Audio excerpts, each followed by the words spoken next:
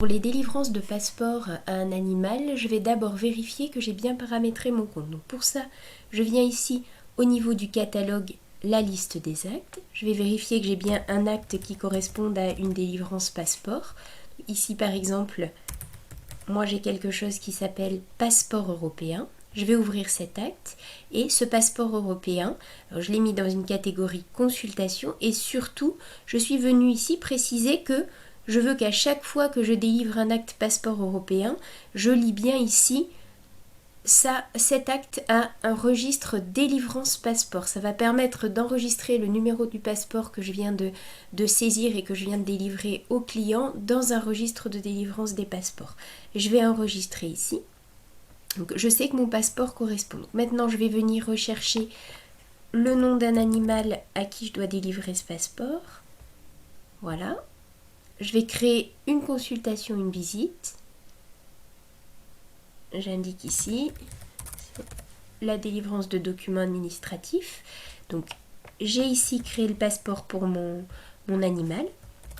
Et si je viens ici dans la facturation et que j'ajoute un acte qui s'appelle passeport, automatiquement, il va me proposer ici le petit code barre rouge qui signifie qu'effectivement, je dois venir préciser un numéro de passeport, un numéro d'identification qui est là aussi manquant. Donc, deux possibilités. Soit je clique ici sur ce petit code barre rouge, je vais renseigner les différents éléments et ça va venir automatiquement se mettre dans la fiche de l'animal.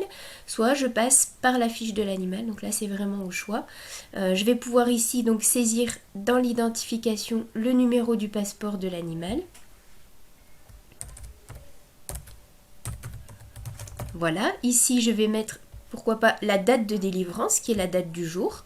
Comme ça, j'aurai vraiment une traçabilité du jour où le passeport a été délivré. Alors de toute façon, hein, comme l'acte est fait aujourd'hui dans le registre, c'est bien la date d'aujourd'hui qui sera retenue. Mais comme ça vous permet aussi d'avoir ici la date de délivrance présente et directement visible très facilement. Je pense bien remettre le numéro de puce électronique pour mon animal puisque c'est un animal qui est censé être identifié si je lui remets. Alors peut-être que la date de la pose de la puce électronique était antérieure à ça. Donc je vais remettre la date réelle d'implantation de la puce. Je vais enregistrer ça et je vais voir effectivement si je retourne dans la facturation que au niveau du code barre, je n'ai plus qu'à valider. En fait, les différents numéros de passeport d'identification sont venus s'enregistrer. Autre possibilité, donc je le disais tout à l'heure, si j'avais effacé ces différents éléments, il m'aurait suffi ici de saisir le numéro de passeport et le numéro d'identification, on va pouvoir le faire, et il serait venu de même se placer dans les différents éléments présents pour dans les différentes informations présentes pour l'animal. Donc on va essayer de trouver un autre animal, de passer par l'autre chemin. Donc on va prendre ici par exemple ce petit animal.